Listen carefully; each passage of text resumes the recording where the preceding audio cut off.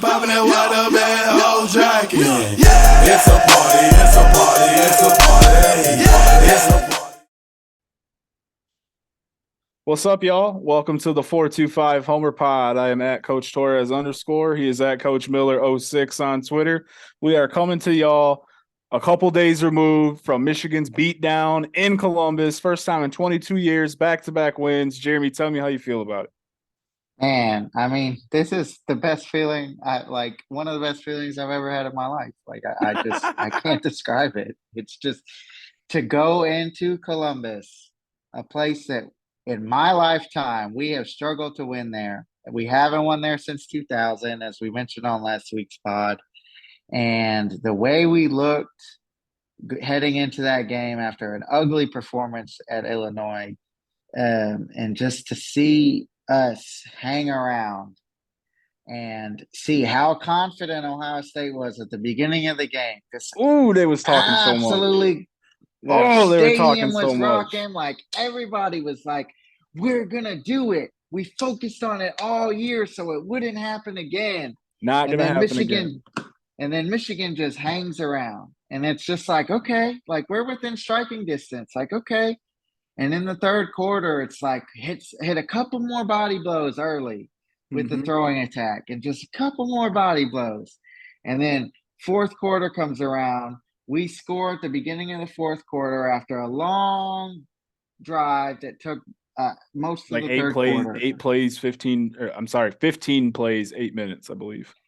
And just to watch them fold was just incredible. Incredible. It was just like they folded. It happened in this game. It happened last year.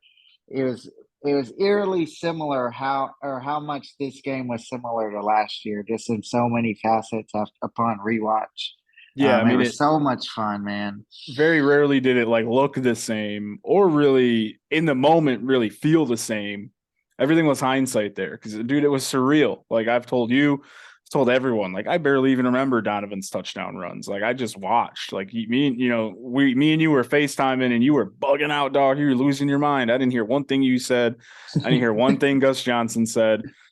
I just watched. I just like leaned forward in my chair and was like, what? I mean, it was just incredible, dude. I feel like I'm in a dream and I need to wake up because, like, I just don't understand. It's like I haven't felt this feeling before. We mentioned it last week that John Bacon said that this is the first time maybe ever where he felt like either team could blow out either team. And you sit there and you're like, well, I can paint a picture where Michigan could do that, but it's like 1 out of 10 maybe. Yeah. And they went out and they freaking did it, dude, and they did it. They did everything they needed to. And then a little bit more. And they knew they were going to do it from the second they got off that bus, man. I texted you. You had a different reaction to this than I did pregame, all right? Yeah.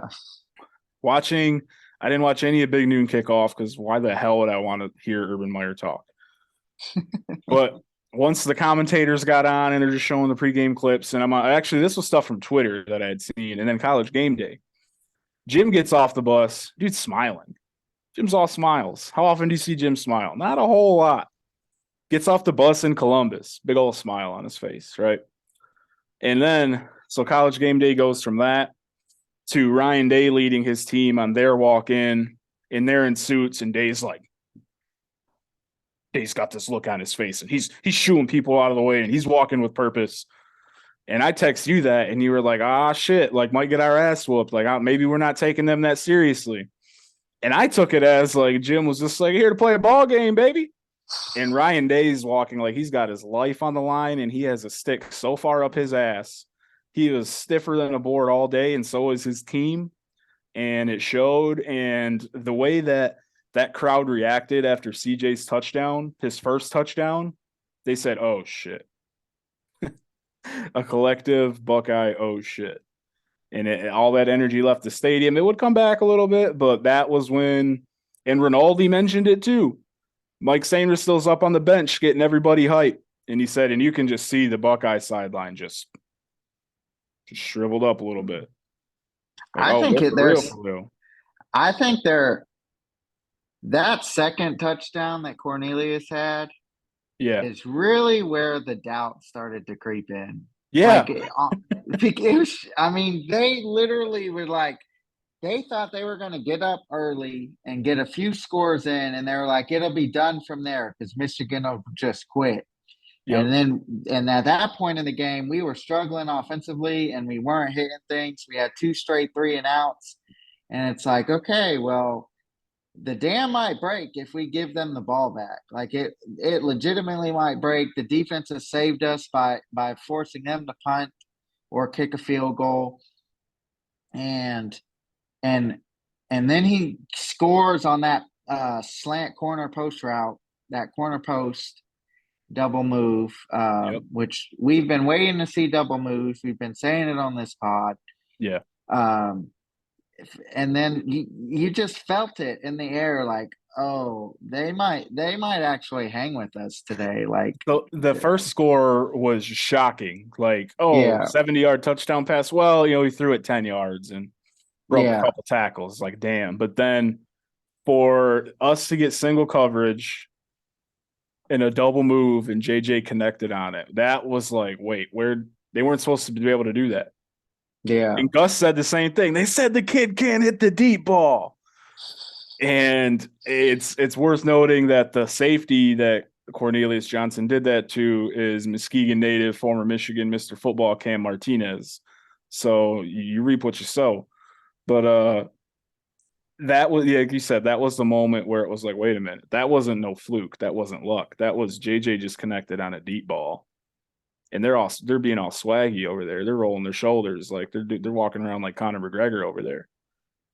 Dude, JJ coming out in that beanie that had Michigan's total number of wins, but it was like him guaranteeing they were going to win that day. You must not have saw this, but so that what 988 was the number that was on it. It's also the number for his Sack the Stigma campaign that he's been Oh, pushing. But it just so happened to also be the number of wins that Michigan would have after beating Ohio State. So it wasn't, he definitely could have not worn it. yeah, He knew what he was doing when he wore it. But it's not like yeah, he didn't like have the hat made up for that or anything like that. yeah. It's just like, you Which know would what? have been This awesome. I works. kind of wish you didn't tell me that story. I'm gonna mentally block that part out and just not remember it for when Well, I I tell the I story saw it on again. Twitter pregame, and a lot of people were like, "Oh, JJ, bad move, bro. Like you're gonna jinx us. Like I don't know about all that." And then I was like, "Well, it's not really why." But dude, the JJ hype finally delivered. Not that obviously he wasn't perfect all season, but it's not like he played poorly or bad. He elevated us for the first time all year. He That was the delivered. reason he took the job over Cade, was for Yeah. to have a game like that. Yep. 100%. And he willed us to victory. I mean, his one run in the beginning of the third quarter where he picked up like 15 on the 2nd and 9 and just kind of put his head down and gained another 10 because they were like, oh, like quarterback, just push him out of bounds. And he was like, dude, no, I'm picking up another 10 here. And then his touchdown run where he just ran over Ronnie Hickman, who was just standing on the goal line waiting for him. It was just like, do you not know who you're going against here? I mean, his body language from start to finish was just smiling and confident and was not phased whatsoever. At no point was he phased on Saturday. Yeah, I mean, we've been waiting to see it. And in the second half, really using quarterback counter Trey Reed is what really opened up our running game. Because at first we were trying to run inside zone or duo or split zone at Ohio State, and they had that extra safety in the box, and they weren't allowing that to happen. Now they backed off in the second half from that one high stuff because after we hit the deep ball to Loveland, they started doing a little bit more too high, and that's why we Yeah, had that 8-minute drive in the third quarter.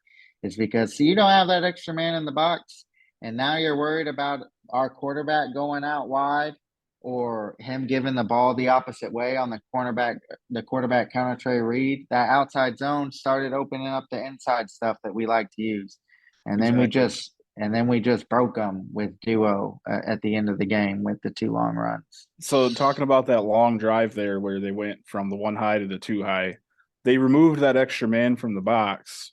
They're no longer +1. They no longer have an extra defender that we can't block. So to the common fan, like, you don't understand, if the defense has 9 guys in the box and you don't have 9 guys to block them, you have to do something special or different or extra to do anything, to even gain a yard, to get back to the line of scrimmage half the time. So that's why Michigan struggled against Indiana early in the year, because they're kamikaze straight up. Like, everyone's defending the run here, and that's, we just have to, because that was the only way they could stop us. Illinois, slightly less so, based off of, like, that was just more of their base scheme and their genuine good run defense. Ohio State's success in the first half, which mainly only came in the first half because they lost that intensity, they lost their fire. But like you said, when they went from that 1 high to 2 high, we start moving the ball again. Like, you just got to understand how difficult it is to stay to your game plan when you know that they're +1 and we're still going to try and run it. Because most of the time, like, Michigan is good enough where they're going to get positive yardage. And in the first half, it didn't happen much. In the second half, it happened a little bit. We loosened them up with that Loveland pass. And then, like you said, Edwards is duo. And at that point, they were going 9-10 guys in the box again because they were in desperation mode. So, but yeah, absolutely, just to watch them pull 2 years in a row. It speaks to you made a comment about, and it's the truth, Ben Herbert is the biggest hire that Jim Harbaugh's ever made. That. Jim said that's the best hire I've ever made is Ben Herbert. That's absolutely true. But I mean, we play a true 4-quarter game. Like, we're not going to overreact to something that happens in the first quarter. We're not going to overreact to you stopping the run. Like, we're going to keep doing it. And we said it earlier in the pod, like, it's not going to be sexy, but we're going to wear you out by the time the fourth quarter comes. And then we're going to find out how much you really want to stop our running game. And if you're not prepared to go for that 4 quarters, then it's going to hurt. It's going to hurt. And it does. It hit.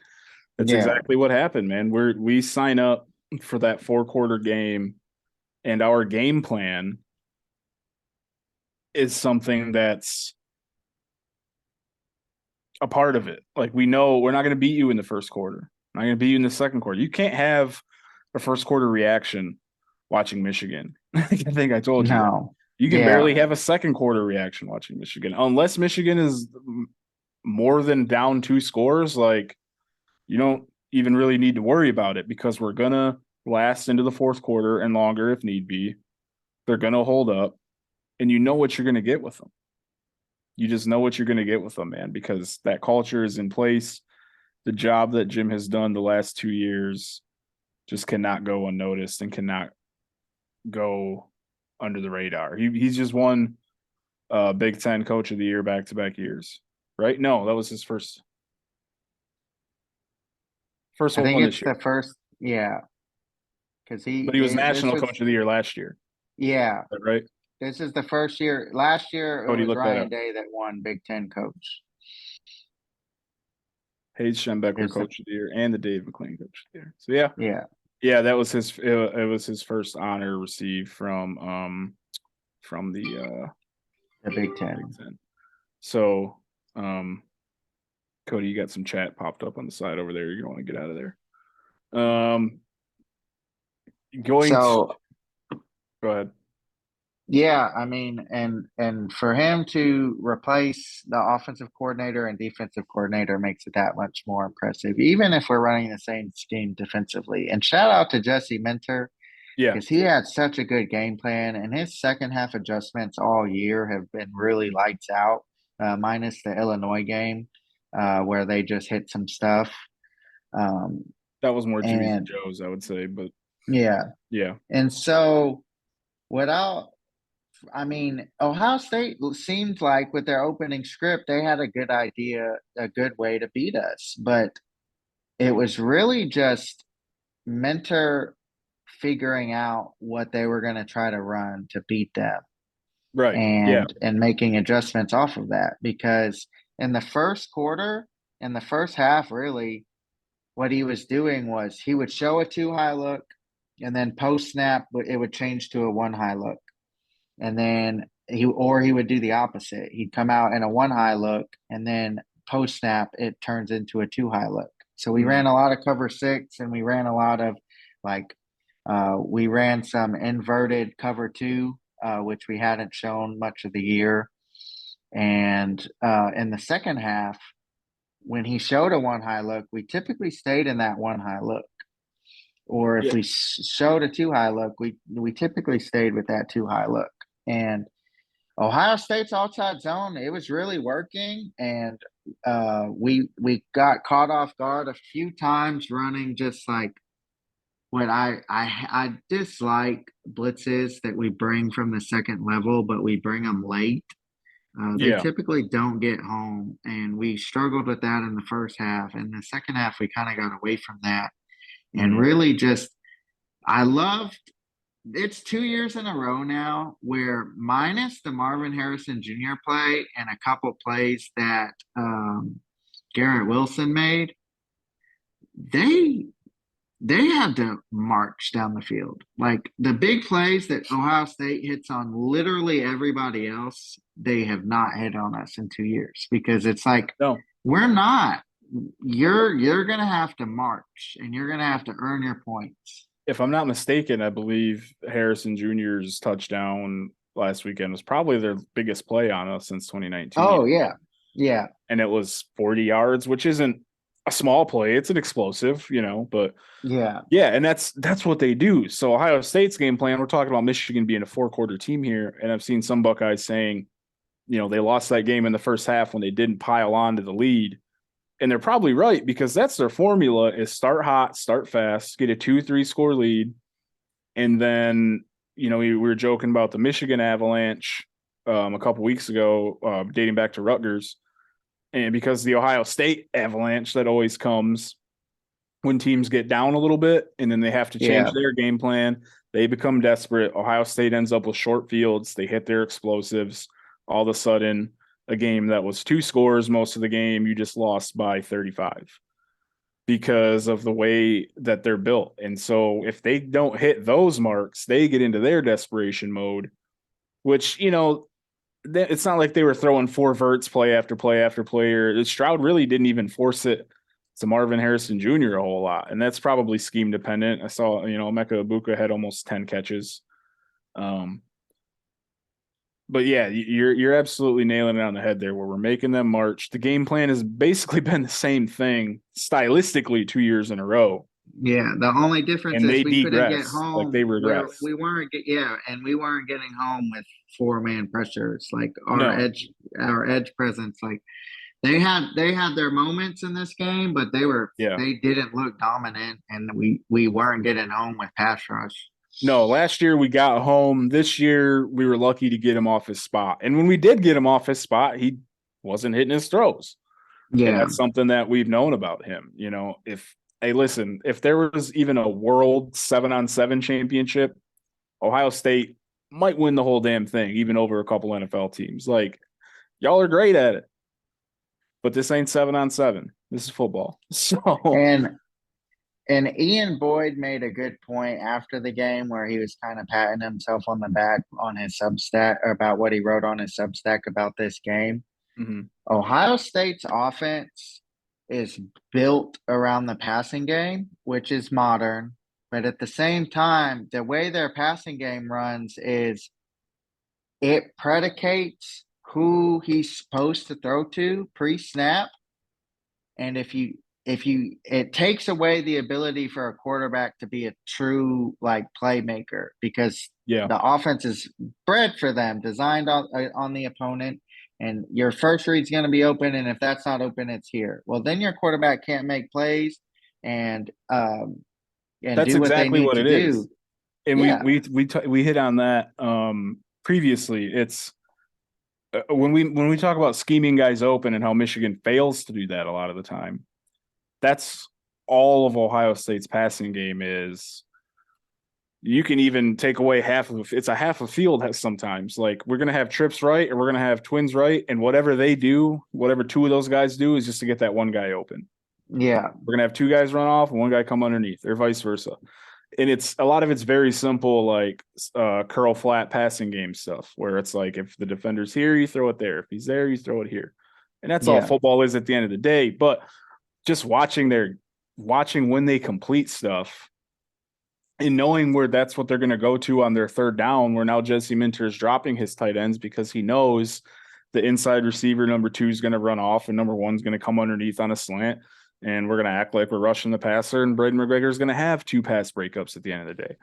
Yeah. So you're absolutely right there. And I've seen a lot of Buckeye Twitters complaining about CJ not wanting to run, and a lot of screen caps of some wide open field. And they're like, Justin Fields would have scored on this play. And I'm like, I don't doubt it, but that's what he is. And I don't quite understand it. It's definitely going to be something to analyze when we look at his draft stock here in a couple weeks, couple months. But well, that's the thing is Fields has always been a willing runner.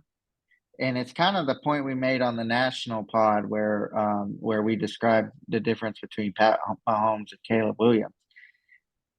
Justin Fields, as talented of a thrower as you and me both think he is, we would both agree C.J. Stroud has the better arm and is the better thrower of the football. I mean, his mechanics are better. Mm-hmm. But Fields is the runner. Like, he wants to run. Like, he wants to get hit. He wants to throw his weight around and make some dude miss in space. And CJ Stroud he's always been a pocket passer. He doesn't want any of that. You don't want the contact. He's not seeking it. And his body language is just abysmal, man. You're talking like incompletions and his head's hanging, and it's just like visible frustration. And you don't hear or see a lot about him being a leader. And not that they're really, I don't know who is on that team. Like I saw some quotes from Ryan Hayes post game where he's like, at the beginning of the game, they were talking a lot to us. And then we started having some success, and then they're talking to each other. They're yelling at each other. And then he said there was a backup D lineman that came in at one point, made a play and turned around and was like, that's how y'all do it. Like, that's how you do it. Y'all ain't been doing nothing all game. And he was like, and that was the point where offensively we were like, okay, these guys aren't together at all. Like, there's the wedge. Let's drive it home. Let's hammer it in. So culture, man. Jim out cultured him. He flipped the script on him real quick. Oh, how the turntables. And honest to God. I mean, they outcoached 2 years in a row, outcoached them. Mm-hmm. Mm-hmm. And the thing is like, okay, you switch your defensive coordinator. Yeah. Like, hired now a good what one. are you gonna switch? Is Ryan Day gonna transform his scheme? Because he kind of tried to already do that this season. He's like, we're gonna run the ball. We're determined to become a running football team. Bro, and they just, as an offensive guy, I hope you agree with me, they run the ball just to run the damn ball. There's not a lot of rhyme or reason to it, dude. They're like, outside zone? Yeah, outside zone. 3rd and 3? Probably a good time to call outside zone, don't you think? Like, there's no... No, I'm bored with it. Let me call it. It's not diversity. Let's run sweep ISO. Let's run toss ISO. Toss dive. The old Bridgeport toss dive.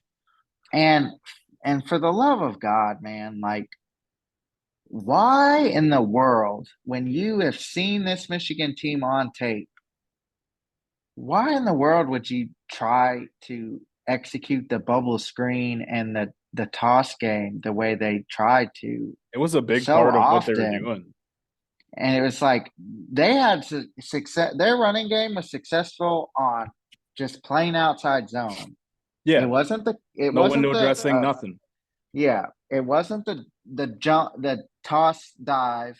It wasn't the quick passing game. And so for them to continue to go to that, like we think we can beat them to the edges. Like, our team, our pursuit angles and our fire to get everyone around the football, you're not going to do that on us. It's just not going to happen. I don't care who you are. You ain't been able to get the edge on a Michigan defense since 2014, bro. Like, it ain't. I don't understand it. I saw Space Coyote was already doing his breakdown today of the game, and he Yeah. mentioned the play early on where he called it a spinner series where they brought Xavier Johnson from left to right in an orbit motion. So they're in the shotgun. He's running the motion behind him. Stroud gets the handoff, spins backwards, and he referred to it as a spinner series because he's like, I think they had more of this that they didn't get to. And I noticed that really early on. They did a lot of stuff with him with some lasso motion where they're bringing him in, whipping him back out. Act like you're bringing them in, throw the quick game back out to them. They worked on that a lot for this game. I don't care how often they've been running it all year. That was clearly a point of emphasis and maybe something they thought could be like an extension of the run game. You hear broadcasters say that a lot. It's kind of a cliche at this point. But you could tell that they definitely had put that in there as this is something that we're going to be able to hang our hat on in this game. And they had very little success with it. Certainly none in the second half. Yeah. I mean, it was just again, I just go back to the point of when doubt started to creep into their mind and into that stadium's mind, it was just like Over. It was it over. was done. It It was was over, man. done. Michigan was like, sharks around blood. Like it was just like, and they knew. I've been saying it. We've all been saying it. Michigan knew, bro. They were not shook. JJ said after Illinois, "Oh, we're better than last year. That's why we're gonna beat them." And then they went down there and did it, dude. Yeah. It's hard to even wrap your mind around after 2 decades of pain and misery when it comes to Ohio State, and then you have this group of kids that hasn't lost to them, and they have a healthy no non-fear of Ohio State. Like it's not like Yeah. we're not worried about them. It's like, dude, we've taken care of them twice. What do you mean? Yeah. Like JJ and Donnie could be 3-0 next year against them. I mean, that's the position that they're in now. You got a group of Buckeyes that a lot of those kids weren't even on the roster the last time Michigan played in the shoe. A lot of these kids they haven't beaten Michigan. Their sophomores are 0-2. They had a starting quarterback just go 0-2 for the first time in 20 years against Michigan. Michigan is pulling recruits out of Ohio that were at that game for Ohio State. We've had 3 Ohio kids commit in 3 days. One committed Yeah. after the game. He was there on Ohio wearing Ohio State stuff. Like Yeah. it can't be overstated enough. And I know we want to talk about Jim's talked about all year about how we're a no-star team and certainly a no-star defense. And you put it in your notes that everyone on defense made one play or another. Braden McGregor had 2 PBUs Saturday and played a lot. He played a lot of snaps Saturday. Oki did not get on the field very much. When he did, he had a freaking sack at the end of the game that I believe was a fumble, their bullshit forward progress call, which was then ball don't lie. Makari Page picks it off the next play. Rod Moore was all over the damn field. DJ Turner made a couple tackles. Will Johnson was freaking lights out against Marvin Harrison Jr. And that's just half of them. I don't know. Sainer Still's PBU is being talked about all over football Twitter. Every DB coach in the country is just teach tape, retweeting it. Everyone's got something to say about it. It's amazing. Jalen Harrell having the understanding in a big game that, I got to run with this tight end and create this PBU on 4th and 1. It's which fantastic. 4th and 1, and we're going spread and throwing the football. Hey, now we got to go back to the Ryan Day mentality of like we've been running the ball. Hey, they ran the ball. They pounded the ball on us in the first half. Give it 100 yards. Got nothing to say. Nothing else to say about that. It's 4th and 3, and they're looking to score. Yeah.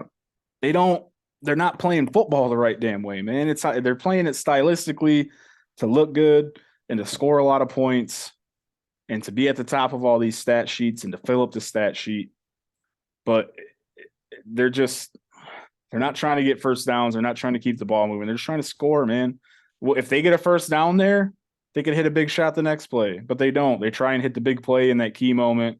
And it's not even a spot where you're sitting like, oh, I like the aggressive play call. Like, it was a foolish play call.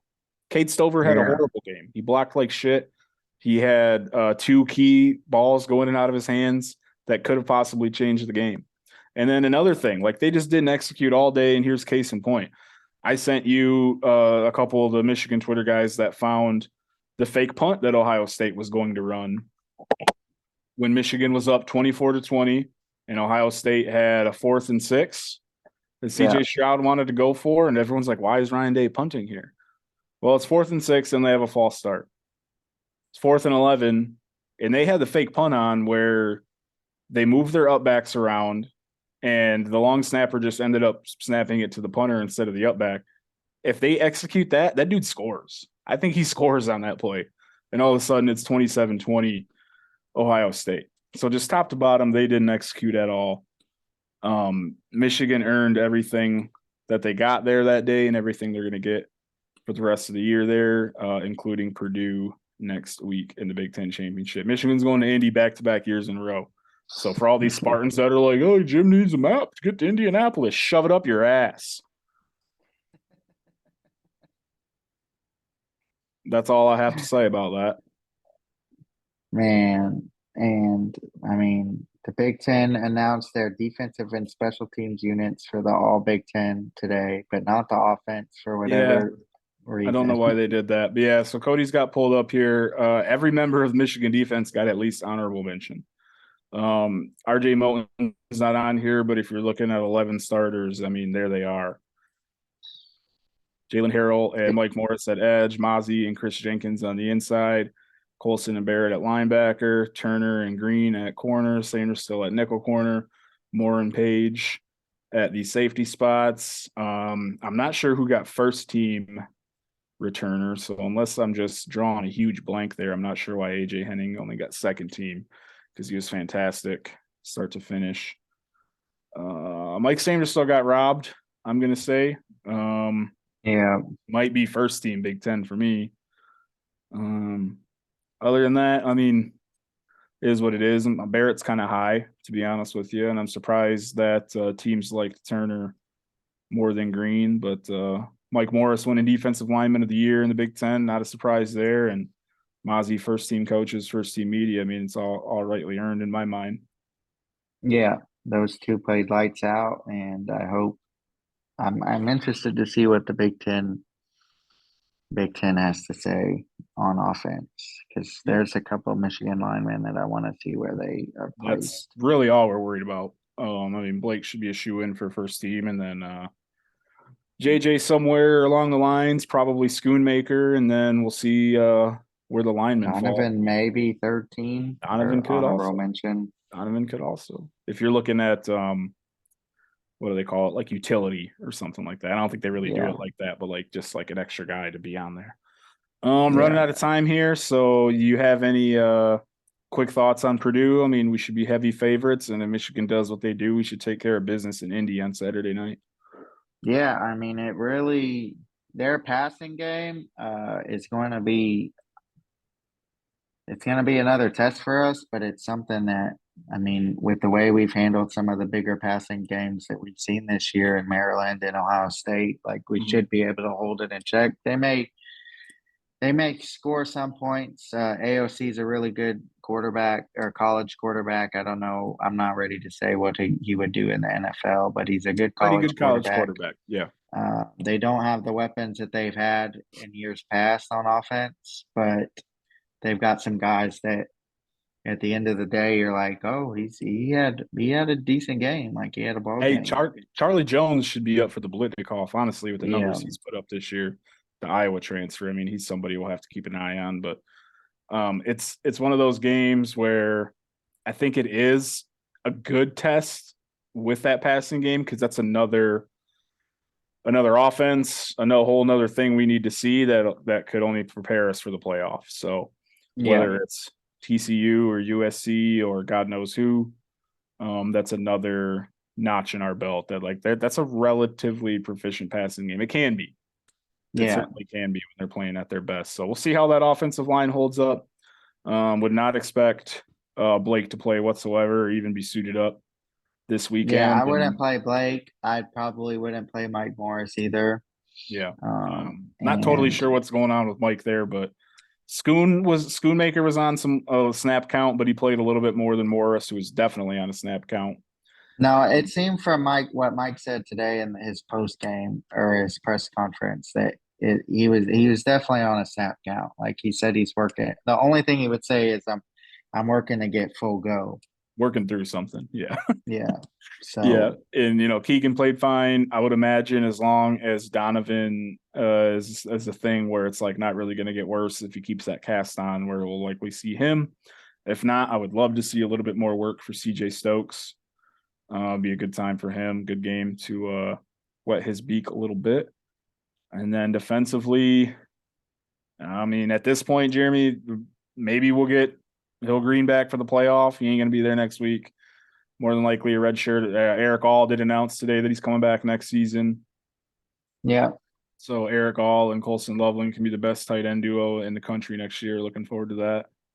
Yeah. The last thing I'll say to close out the show is I know he got some crap from a little earlier on this year when the quarterback battle was up for debate, but I mean, hats off to Cade McNamara, Michigan legend, what he did last year and the leader that he was for this program for 3 years can't be understated. And he's a big reason why we're at where we're at today and have the confidence that we have. And I'm thankful he was a part of the program. I'll never forget him.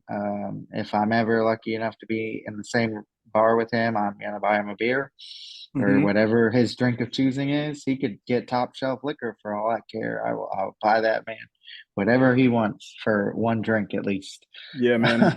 all due respect to Cade McNamara, the Michigan legend, that you take us back to Rutgers 2020, and he said, "Hey, what if we went out?" After he brought us back in that game, and things have not been the same since that day. So, yeah, salute Cade McNamara. Happy trails, brother. Wish you nothing but the best. Thank you for your time here at Michigan. And yeah, man, we're running out of time here, so we will see y'all on the flip side. We'll catch y'all next week. Hopefully, Big Ten champions back-to-back years. So, yeah, go blue. It's great to be a Michigan Wolverine, and beat Ohio, man. But that's how I am.